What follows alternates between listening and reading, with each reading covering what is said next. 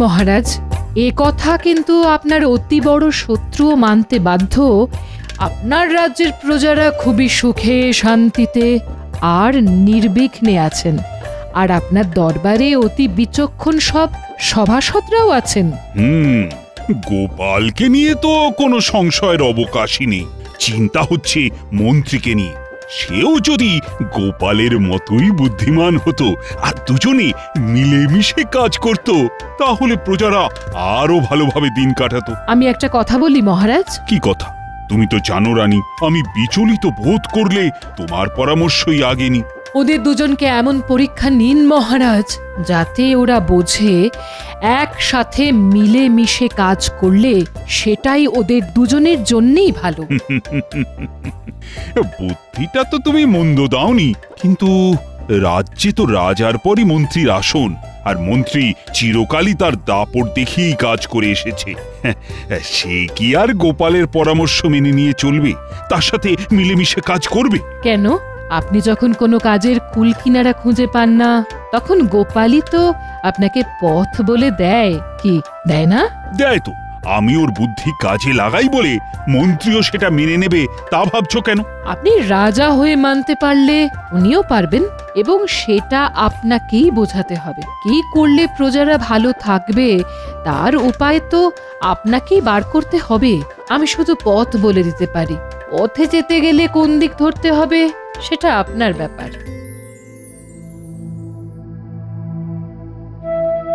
মহারাজকে আজ যেন একটু বিচলিত মনে হচ্ছে। মহারাজ, আজকাল নিত্য নৈমিত্তিক জিনিসপত্রের যা দাম বেড়েছে, তাতে সংসার চালানো দায় হয়ে উঠেছে। যদি বেতনটা একটু বাড়িয়ে দেন তাহলে খুব ভালো হয় মহারাজ। হ্যাঁ, বেটা খালি সুযোগ খোঁজে কিভাবে মাখন দিয়ে মহারাজের কাছ থেকে বাড়তি বেতন আদায় করা যায়। সুযোগ সন্ধানী। ওসব বেতন টেতন বাড়াবো না, আর তোমাদের মধ্যে ঝগড়াটা বন্ধ করো। এমনিতেই একটা চিন্তা মাথায় ঘুরঘুর ঘুরঘুর করছে। মহারাজ, দুশ্চিন্তাগুলো কিন্তু পেটের ভেতরে বুদবুদ করছে। ওগুলো চটপট বার করুন, না হলে এর থেকে বদহজম, অম্বল, চোয়া ঢেকুর এসবের ফলে আপনি কিন্তু খুব শিগগিরই পেটের অসুখে পড়বেন।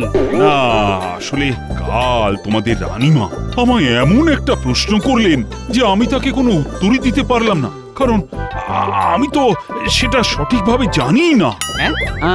আর তারপর থেকেই আপনার মাথার পোকাটা নড়তে শুরু করেছে। বেশি কথা বলো না তো গোপাল। মহারাজ, আপনি এই তুচ্ছ ব্যাপারে গুচ্ছ চিন্তা একদম করবেন না। আমি আছি তো। আপনি শুধু প্রশ্নটা বলুন, তারপর দেখুন আমি কিভাবে চট করে আপনার প্রশ্ন শুনে ঝট করে উত্তর দিয়ে দিই। মন্ত্রী মশাইয়ের এত জ্ঞান, এবার তো মনে হচ্ছে রাজপণ্ডিতের আসনটা নড়বড়ে হয়ে যাবে। শান্ত হও, শান্ত হও তোমরা। শোনো, কাল তোমাদের রানীমা আমায় জিজ্ঞেস করলেন মন্ত্রী আর গোপালের মধ্যে আমার কাছে সবচেয়ে প্রিয় কে। তো আমি রানীকে কোনো উত্তর দিতে পারিনি।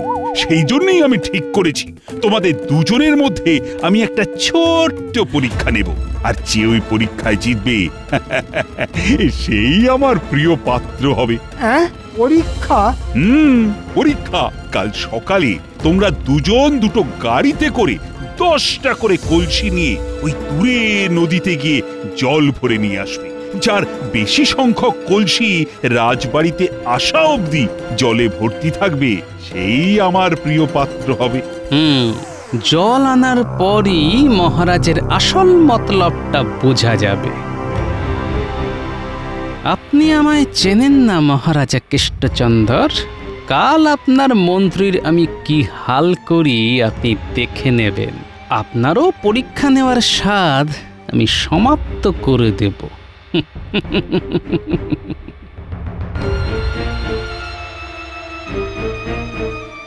বাবা, মন্ত্রীমশাই কালকের পরীক্ষার প্রস্তুতি এখন থেকে শুরু করে দিয়েছেন। আপনাকেও কাল মজা দেখাচ্ছি।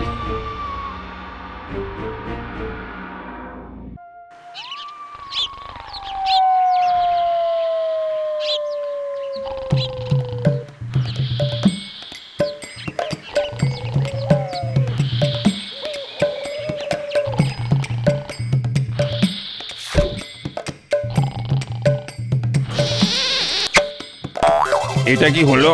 আপনি আমার মুখে গলতি ছুড়লেন যে? বারে, মাল কেনার আগে যাচাই করে নিতে হবে না? তা কথাই বলবে খরিদ্দারের সাথে, না মালটাল কিছু বেচবে? হ্যাঁ, কি লাগবে বলুন?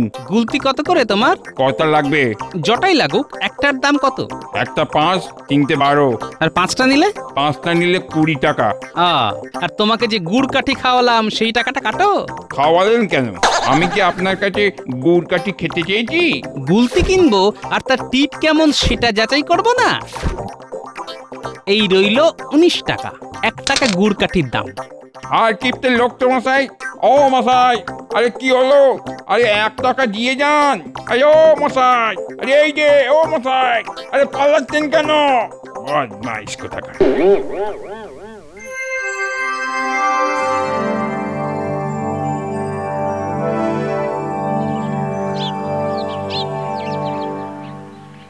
আরে মন্ত্রী মশাই যে, আপনি এই রোদ মাথায় করে যে আগে আমায় যদি একটা খবর দিতেন, আমি তো পৌঁছে যেতাম।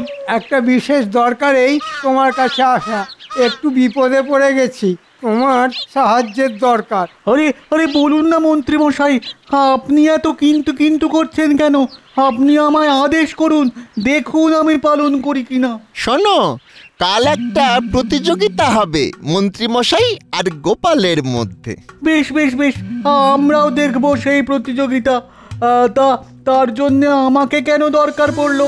তোমাকে আজকের মধ্যে 10টা 20টা মাটির কলসি বানাতে হবে। 20টা আজকের মধ্যে? হ্যাঁ, 10টা মন্ত্রীমশাইয়ের জন্য আর 10টা গোপালের জন্য। তা সে কোথায় গোপাল? সে এলো না কেন? আসবে, গোপাল এসে পৌঁছানোর আগেই আমি এলাম তোমার সাথে একটু মানে সামান্য দরদাম সেরে নিতে। দরদাম আর কি করব আপনাদের সাথে? 10টার দামে 100 টাকা দেবেন, গোপালেরটা নিশ্চয়ই গোপাল দেবে। শোনো, আমি আমার 10টার দাম 200 টাকা দেব, আর গোপালের থেকে তুমি 50 টাকা নিও। একই জিনিসের 2 রকম দাম কেন রাখবো হুজুর? জিনিস একই রকম তো তুমি বানাবে না, আমার কলসিগুলো পোড়া মাটি দিয়ে বানাবে, আর গোপালের কলসিগুলো ওগুলো কাঁচা মাটি দিয়ে বানিয়ে তার ওপর ভালো করে রং করে দেবে। তাহলে তো জল ভরতে গেলেই। ওইটাই তো চাই, রাজবাড়ি আস্তে আস্তে যেন সব মাটি গলে যায়। গোপাল তো অন্য কারোর থেকেও কলসিগুলো কিনতে পারে। সেই জন্যই তো অর্ধেক দামে তুমি ওগুলো ছাড়বে, আর বাকি টাকাটা তো মন্ত্রীমশাই পুষিয়েই দিচ্ছেন তোমায়। কি কানে ঢুকলো কথাগুলো নাকি? পরিমাণটা একটু বাড়াতে হবে এই আর কি। একদিনের মধ্যে এতগুলো কলসি বানানো, তার মধ্যে আবার 2 ধরনের মাটি দিয়ে, তার মধ্যে গোপালের কাছে ধরা পড়ার ভয়ও তো একটা আছে। ব্যাটা ঝোপ বুঝে কোপ মারছে। কি আর করা যাবে, দর বেশি দিতে হবে, সময় নেই হাতে বেশি। গোপাল যখন তখন এসে পড়বে। ঠিক আছে, তোমাকে 300 টাকা দেব, কিন্তু যেমন যেমন বলেছি তেমনটাই করা চাই। আগে হ্যাঁ, কোনো চিন্তা করবেন না হুজুর, আপনার কথা মতোই কাজ হবে। কাল সকাল সকাল আমরা আসবো, কেমন? মনে আছে তো কটা করে বানাবে? আগে হ্যাঁ, 10টা 10টা করে।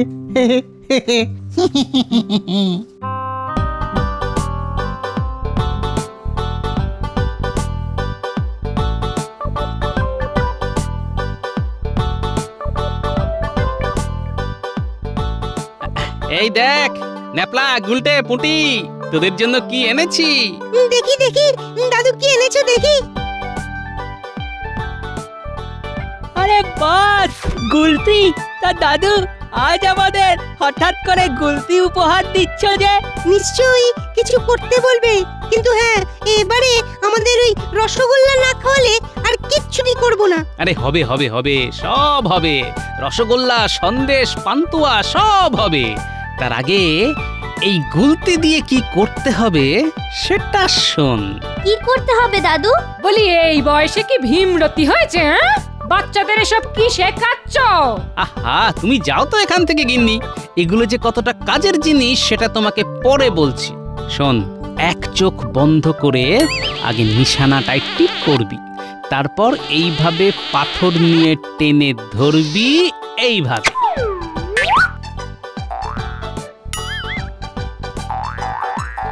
কি মজা, কি মজা! আম পড়েছে, আম পড়েছে। হুররে! হায় হায় হায় হায় হায় হায় রে, আমগুলো দিয়ে আচার করব ভেবেছিলাম, সব দিল শেষ করে। হ্যাঁ, আরে গিন্নি, তোমাকে আমি বাজার থেকে আম কিনে এনে দেবো খন।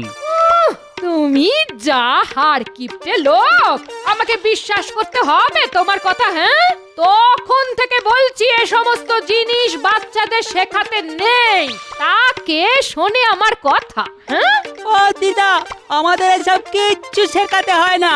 দেখবে আমরা গুলতি চালনায় কেমন ওস্তাদ। দেখবে আরেকটা আম পারবো। ওরে বাবা রে, আমায় মেরে ফেললো রে! ওই ওই ওই, আমার মাথায় ফেলে টাক ফাটিয়ে দিল রে! আই আই আই, আমি তোদের আজকে ছাড়বো না, কিন্তু ছাড়বো না। এই শোন শোন শোন শোন শোন, ওরে তোরা পালা, তোদের সাথে আমি পরে দেখা করে নেব। এই এই এই এই এই, তোরা দাঁড়া বলছি। এই এই এই নেপলা, এই গুলটে, এই পুটি, দাঁড়া। এই তোরা চিনিস তো রাস্তাটা? হ্যাঁ, চিনি। এক একজন এক একটা ঝোপের আড়ালে থাকবি, দেখবি কেউ যেন তোদের দেখতে না পায়। আমরা পারবো দাদু। কোনো চিন্তা করো না।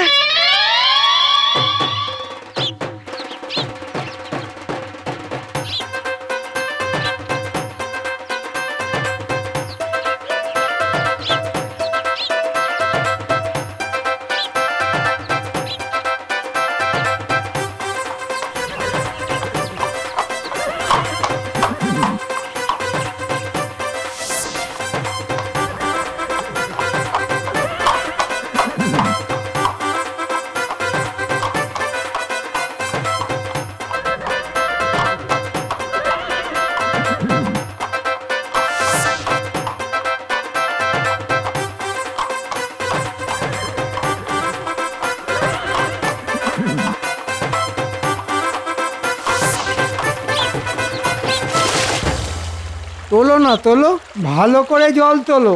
সব জলই যেতে যেতে কর্পূরের মতো উবে যাবে, কলসি জল সবই একাকার হয়ে যাবে। হ্যাঁ,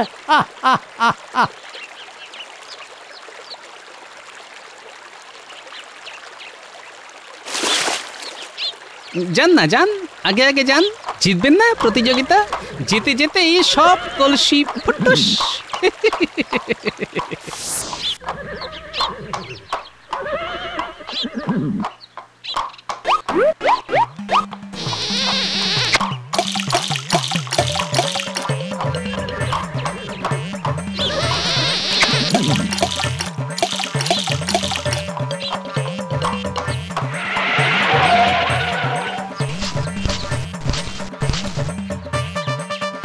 একই সর্বনাশ! হায় হায় হায় হায়, আমার সব কটা কলসি ভেঙে টুকরো টুকরো করে দিল। এ নিশ্চয়ই গোপালের সাঙ্গপাঙ্গদের কাজ।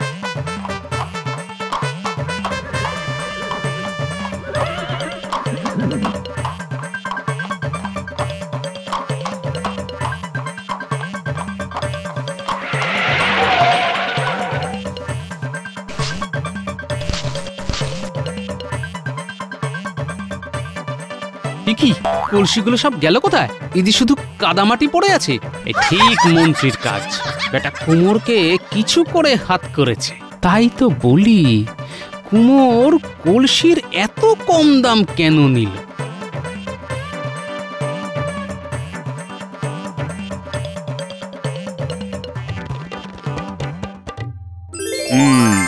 তোমরা দুজনে তাহলে আজ একটা জিনিস নিশ্চয়ই বুঝতে পেরেছো, যে তোমরা যদি দুজন আলাদা আলাদা ভাবে কাজ করো, তাহলে কিন্তু তোমরা দুজনেই দুজনের কাজে সব সময় বাধা দিতে থাকবে। কিন্তু যদি তোমরা দুজন একসাথে মিলেমিশে কাজ করো, তাহলে সেটা তোমাদের দুজনের পক্ষেই মঙ্গল। কিন্তু মহারাজ, আমাদের দুজনের জন্য সেটা মঙ্গল হলেও আপনার কিন্তু এতে ঘোর বিপদ হবে। আচ্ছা, তাই বুঝি। তা বেশ, তো বাজি রইল তোমার সাথে। দেখি তোমরা দুজনে মিলে আমার কেমন ঘোর বিপদ আনতে পারো। হ্যাঁ, তা বেশ, তো এবার না হয় একজোট হয়েই যুক্তি করুন আপনারা। আমরাও তো দেখি কার বুদ্ধি বেশি। রাজামশাইয়ের একার না তোমাদের দুজনের?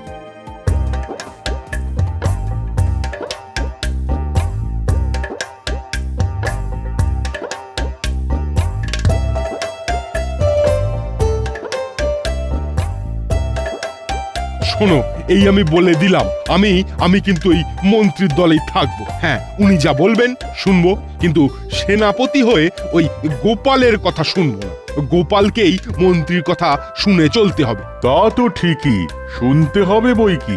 মন্ত্রী বলে কথা, তার কথার তো আর অন্যথা করা যাবে না। গোপালের বুদ্ধি কিন্তু মন্ত্রীকেও টেক্কা দেয়। তবু মন্ত্রী বলে কথা, তো কি করে তাকে টপকে ওই গোপালের দলে গিয়ে নাম লেখাই? এ তো তাহলে ওই ঘোড়া ডিঙিয়ে ঘাস খাওয়া হবে। আর তাছাড়া আমাদেরও তো পদমর্যাদা বলে একটা ব্যাপার রয়েছে নাকি? তা যথার্থ বলেছেন। আমরা প্রজাদের কাছে তো আর নিজেদের হাস্যকর করে তুলতে পারি না। ওই যে শুরু হয়ে গেছে মন্ত্রীর লোকেদের কুটনামি। এরা সব মন্ত্রীর তোষামতকারীর দল। আরে এটা বোঝে না এরা মন্ত্রীর এত বুদ্ধি কোথায় গোপালের মতো। আরে এরা হচ্ছে সব আকাট মূর্খের দল, ওই মন্ত্রীর মতোই। জ্যোতিষীর ঘটে কিছু বুদ্ধি শুদ্ধি আছে ভেবেছিলাম, এখন দেখছি তার মাথাতেও গোবর পোড়া। আমরা মন্ত্রীর কথা কিছু শুনবো না, আমরা গোপালের কথা মতোই চলবো। হ্যাঁ,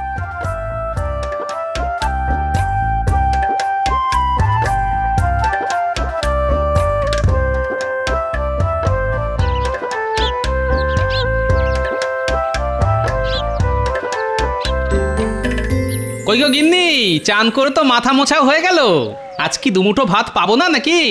আজ রান্না বান্না কিছু হয়নি। হ্যাঁ, সে কি, কেন? বলি বাচ্চারা যে তোমাকে প্রতিযোগিতায় সাহায্য করলো, তার কোনো দামই কি ওরা পাবে না?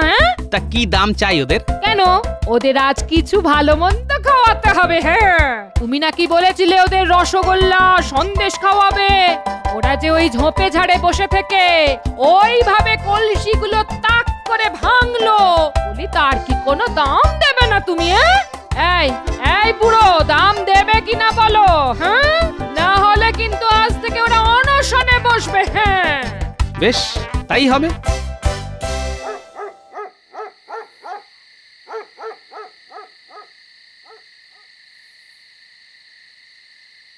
কি ব্যাপার গোপাল, তুমি এত রাতে? মন্ত্রীমশাই, আমার মাথায় একটা চমৎকার পরিকল্পনা এসেছে, যা দিয়ে রাজামশাইকে কাবু করে ফেলা যাবে। রাজামশাইকে কাবু করে তাঁবুতে পাঠিয়ে তারপর তুমি কি তার সিংহাসনে বসবে গোপাল? মাছি, ছি ছি ছি ছি ছি, কি যে বলেন মন্ত্রীমশাই, আপনি থাকতে আমি হব রাজা। আপনি তো পদমর্যাদায় রাজামশাইয়ের পরেই।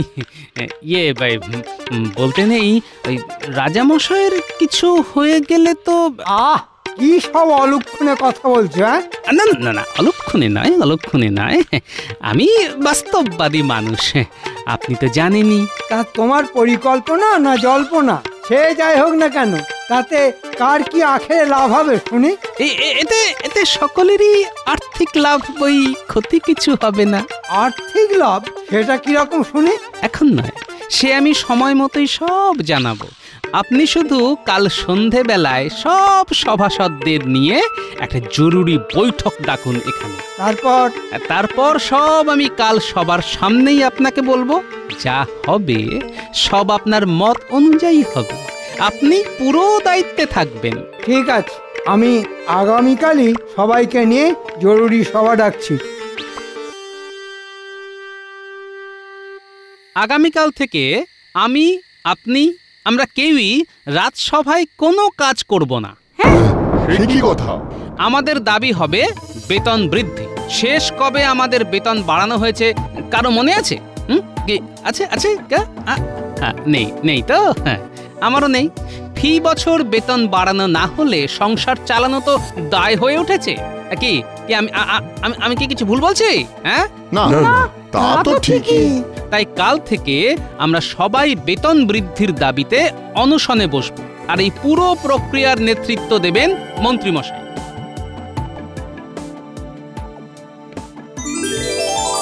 আমরা আপনার কোনো কথা মানছি না, মানবো না। অবিলম্বে আমাদের 5% হারে বেতন বৃদ্ধি করতেই হবে, করতেই হবে। মহারাজ জবাব চাই, জবাব চাই। দিতে হবে, দিতে হবে। বাড়তি বেতন দিতে হবে। কি কক্ষণে যে আমি গোপাল আর মন্ত্রীকে এক করার কথা ভেবেছিলাম। ভগবান, আমার এখন কপাল চাপড়াতে ইচ্ছে করছে। আমি তোমাদের সবার দাবি মেনে নিলাম।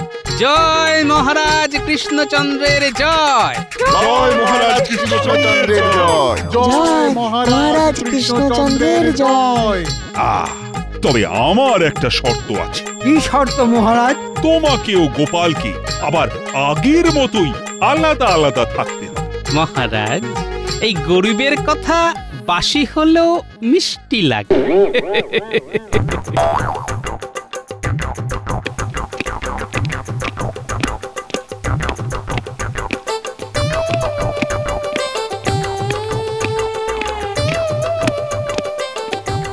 এই সব তোমার জন্য। তোমার বুদ্ধি শুনেই তো আমি ফেঁসে গেলাম। কতগুলো টাকা খরচা দিতে হবে এবার, আর কখনো তোমার কাছে আমি পরামর্শ চাইবো না।